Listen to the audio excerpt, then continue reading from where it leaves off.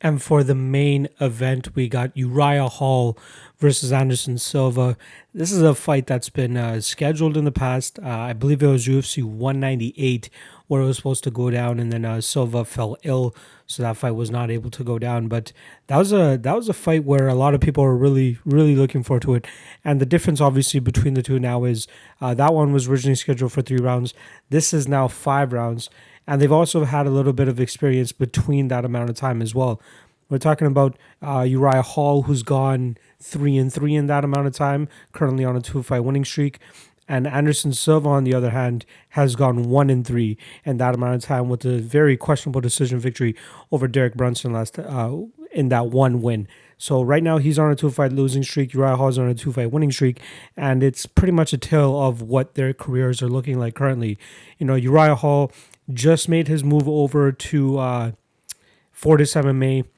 That was actually right before the Antonio Carlos Jr. fight. So he had taken roughly 9 months off between the Bevan Lewis fight and the ACJ fight. And in that amount of time, he moved his training from California over to, I believe it's the Texas area. I'm not exactly sure where within Texas, but Fortis MMA with Saif Sayoud. A couple other big names there. We got Jeff Neal, Ryan Spann is over there as well too. Alex Morono is another fighter out of there. But Fortis MMA has really gotten a lot of rub in the last couple years, I should say. Like a lot of people are really high on that gym, and me included. Saif Sayoud seems to be a very direct and legit coach in terms of exactly what fighters need when they go over there. Another prime example of a guy who seems to have changed his career or turned his career around since going down to Fortis MMA is Carlos Diego Fajeda, who finds himself on a legitimate streak now, going out there and beating name guys like Mairbek Taisumov and Anthony Pettis, and looking like a legit contender in that division. So big shout out to Fortis MMA. They're doing big things over there. In terms of odds of what we're looking at is minus 220 for Uriah Hall, plus 180 for Anderson Silva. And I have some thoughts on this fight in terms of how I believe it's going to go down. So let's talk about Uriah Hall and the seeming improvements that he made in that ACJ fight. It was a split decision victory for him. It was very close. It was damage of Uriah Hall on the feet compared to the control time that ACJ was getting for most of that fight. I believe it was 10 minutes of total control time that Antonio Carlos Jr. had, and then we had Uriah Hall land a significant amount of significant strikes. You could tell on the feet they were miles apart. Uriah Hall's jab is just piston-like fast. Even in his loss to Paulo Costa at UFC 226, that was a fight where, Paulo Costa obviously went on to win that fight in the second round with the TKO, but a solid amount of that fight, and Paulo Costa did take some good damage in that fight, was strictly from the jab of Uriah Hall. And even moving backwards, he was sticking it out in their face, very piston. Not a lot of people were able to block it, and ACJ really felt it, especially in that first round where he broke his nose off of one of those jabs as well too. So I think that's a very important part of Uriah Hall's game. If he's able to establish that jab and really build some confidence behind it, I think it allows him to really open up the majority of his game. But there are still instances where we see him get pushed up against the cage, where we see him get slowed down by his opponent. And luckily for him in the ACJ fight, I think him breaking Antonio Carlos Jr.'s nose early in the fight, it really allowed him to get the rub from the judges and showing him that the damage from his jabs were actually very, very effective. In this fight against Anderson Silva, though, it's going to be a little bit more difficult. Anderson Silva, say what you want about him and post PEDs and all that type of stuff, he still has decent movement for a guy at his age. I believe he's 42 at this point in time. I just want to confirm that. Oh, 42. What am I talking about? He's 45 years old. Guy's definitely up there. He still seems to have a little bit of movement, had a little bit of success in the Cannonier fight, had a little bit of success in the Adesanya fight. Obviously, the Derek Brunson fight, that was one where he looked decent enough to actually get a decision victory, but then again, it was a very close fight, and most people actually scored it for Derek Brunson too. And also, that was over 3.5 years ago, so we're talking about a long time removed since then. The Jared Cannonier fight now was close to 17 months ago, so it's not good for him in terms of having these lengthy layoffs in between his fights. But one thing that has been confirmed in the last day or two is the fact that he's confirmed that this is his last fight. This is going to be his retirement fight. And for a lot of people, that brings up a lot of red flags. When you talk about a guy who's knowing that he's going into his retirement, some people just love to fade that. I'm not a true believer in that. And people can say what they want about, like, the Caitlin Chukagian thing this last week, where she talked about wanting to retire eventually and start a family and all that, and then obviously she went out there and got finished. I think it really truly depends on the fighter. Now, luckily for Anderson Silva here, he's fighting a guy that mentally has had issues. We've seen Uriah Hall kind of just mentally break in fights. And I find it a little bit skeptical that he's going up against more than likely somebody that he's idolized coming into his MMA career.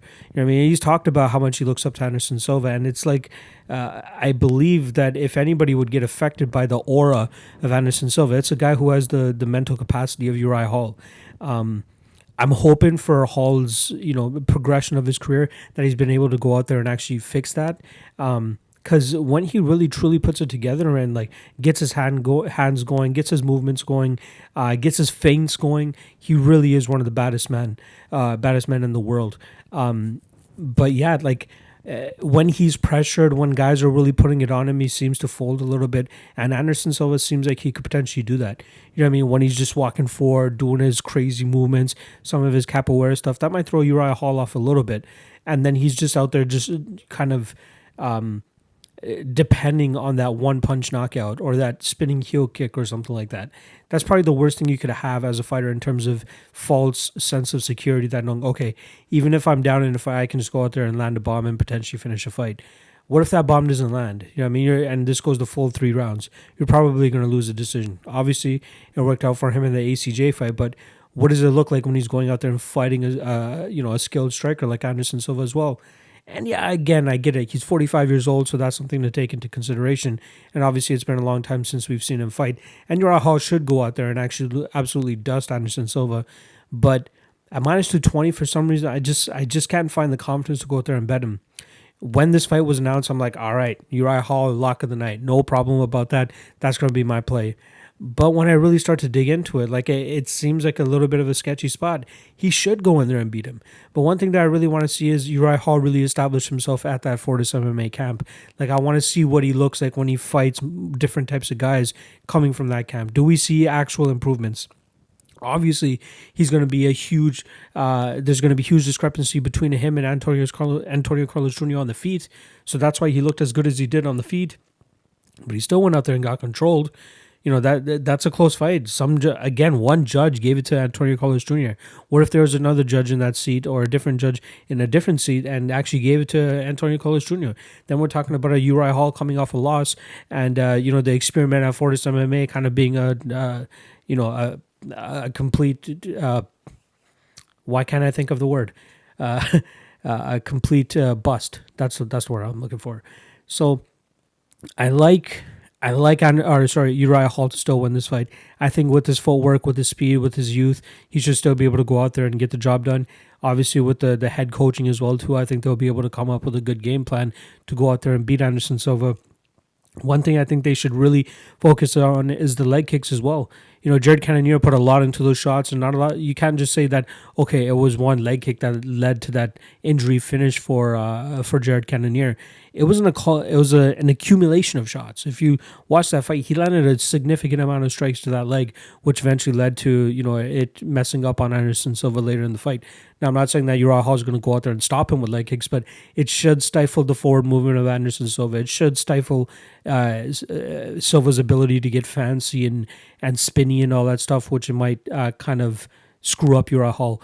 But I like Uriah Hall on this. I think that he'll go out there, establish that jab. There are some instances where you see Anderson Silva kind of with his hands down, just waiting for his moment to plunge, and that's kind of the spots where Uriah Hall should take advantage and stick that jab out there. Don't let Anderson Silva get comfortable. I mean, obviously he's gonna have to expect some counters on the way back, but the more you stuff that jab out there, the more it's going to really demoralize Anderson Silva. So I do like Uriah Hall in this. It's very tough for me to go out there and say that Anderson Silva is worth betting at this point in his career, with it being his last fight, with him being 45 years old, with Uriah Hall just having all the physical advantages at this point in time. It's going to all come down to his mental. And I gotta believe that he's got, this is a headlining spot, 5 rounds against Anderson Silva. It's kind of like his coming to be moment. I mean, go out there, beat the guy that you idolized for however long, and really step into your own, step into that mold that a lot of people expected you to step into when you came off the Ultimate Fighter. I mean, even though he lost to Kelvin Gastelum, people still had high hopes for him, and he still went out there and stumbled several times. But now this is the time. Take that main event spot and really put on a statement. So I'm going to take Uriah Hall to potentially win this. I could see it being a little bit of a slower pace fight where these guys are kind of just respecting each other too much. So I'll actually take Uriah Hall to win this fight by decision.